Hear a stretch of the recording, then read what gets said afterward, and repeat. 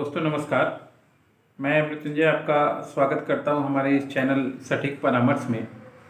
और एक क्वेश्चन हमारे पास आया हुआ था और हमने भी देखा कि उस पर थोड़ा अगर वीडियो बनाया जाए तो काफ़ी अच्छा रहेगा, क्योंकि लगभग हर एक के लाइफ से मैक्सिमम लोग जो अर्बन में रहते हैं यानी सिटीज़ में रहते हैं उनके लाइफ में कभी ना कभी ये चीज़ हुआ है और आगे भी होगा, ख़त्म नहीं होगा।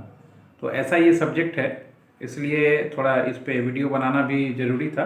इसलिए ये वीडियो आज हम आपके लिए लेके आए हैं। बाकी आप लोग जानते हैं हम लोग बिजनेस रिलेटेड सारा वर्क और आईएसओ ट्रेडमार्क कंसल्टेंसी या स्टार्टअप का सारा वर्क हम लोग कराते हैं।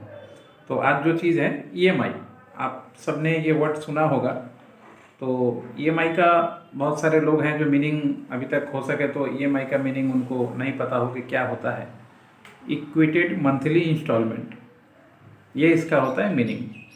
बहुत से लोग मोबाइल, फ्रिज, टीवी ईएमआई में ख़रीदते हैं, मगर उनको पता होना चाहिए कि ये जो ईएमआई है ये एक आपको बहुत बड़ा ट्रबल या एक बहुत बड़े उधार में ढकेलता है और कितना पैसा आपसे एक्स्ट्रा लिया जाता है ईएमआई के नाम पे। आज हम उसी बात को डिस्कस करेंगे, एक उदाहरण के साथ आपके सामने चीज़ों को रखेंगे। मान लीजिए एक मोबाइल है और दो खरीदार हैं, आप खरीदार हैं और मैं खरीदार हूँ। हमने एक मोबाइल ख़रीदा 40,000 रुपये में। मान लीजिए हमने ईएमआई में ख़रीदा, आपने कैश में ख़रीदा। तो आपको कैश में ख़रीदने का क्या फ़ायदा है कि मान लीजिए आपने चीज़ लिया, पैसा दिया, टेंशन फ्री, आपने उसको यूज़ किया और अपना कोई उधार नहीं आगे से।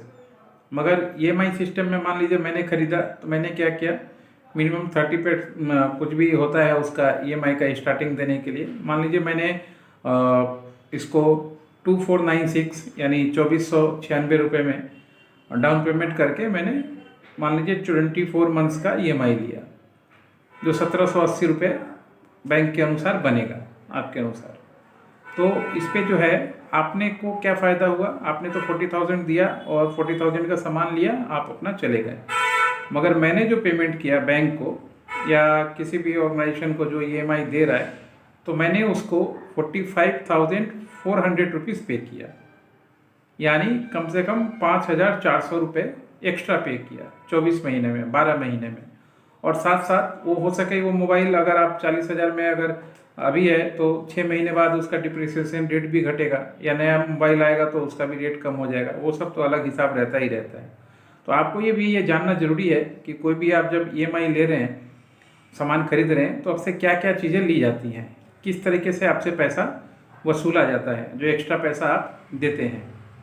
सबसे पहला जो बैंक इंटरेस्ट चार्ज है अभी 13%, 13% जो है बैंक आपसे चार्ज लेता है इसका। तो लगभग आप समझिए कि 40,000 पे लगभग आपका अप्रॉक्स 4500 रुपये के आसपास आपका बन जाएगा। 5200 रुपये आपका सिर्फ इंटरेस्ट बनेगा 40,000 पे, अगर आप ईएमआई में कन्वर्ट कीजिएगा। प्लस जो भी प्रिंसिपल अमाउंट होता है, मान लीजिए 40,000 का हमने मोबाइल लिया है, तो उस पर 0.05% जो होता है उसका प्रोसेसिंग चार्ज होता है, यानी 200 रुपीज़ वो भी हो गया। तो यानी आप जब आप तक आपका मोबाइल पूरे आपके हाथ में आएगा, कागज़ ऐसे तो आ गया है कागज़ कलम पेन में, तब तक आपको 5,400 रुपये एक्स्ट्रा आप पे कर चुके होंगे। ये तो मान लीजिए एक छोटा सा, मान लीजिए हमने एग्जांपल दिया कि जो आपका मोबाइल पे है। ऐसे ही जब आप कार खरीदते हैं जिसका प्रिंसिपल अमाउंट ज़्यादा होता है, मान लीजिए टोटल वैल्यू 7 लाख हुआ, 8 लाख हुआ या 10 लाख हुआ, वैसे पे, या मान लीजिए जब आप घर खरीदते हैं तो उसका अमाउंट 15 लाख, 18 लाख, 20 लाख वैसे होता है। तो उस सिचुएशन में थोड़ा आप कैलकुलेट कीजिए कि कितना ज़्यादा पैसा आप सिर्फ ईएमआई के नाम पे बैंकों को दे रहे हैं और कितना पैसा आपकी जेब से जा रहा है। तो आप जब भी आगे आप सामान खरीदने जाइए तो थोड़ा सा अगर ज़रूरत पड़े तो इन चीज़ों को ध्यान में रखिए और पूछ लीजिए उन लोगों से कि कितना इंटरेस्ट पे वो आपको दे रहे हैं, उनका प्रोसेसिंग फ़ीस कितना है, और उसके बाद कैलकुलेट कीजिए। अगर आपके पास हाथ के हाथ दे के लेने का सुविधा है तो दीजिए, नहीं तो फिर ऐसे बड़े उधार के चक्कर में मत पड़िए, क्योंकि आपका मंथली टेंशन है, आपको ठीक से रहने भी नहीं देगा। हमेशा आपके दिमाग में हिट होते रहेगा कि ईएमआई देना है, ईएमआई देना है। जिससे क्या होगा, आप प्रेजेंट जो भी काम कर रहे हैं उस पर आपका ज़रूर असर पड़ेगा।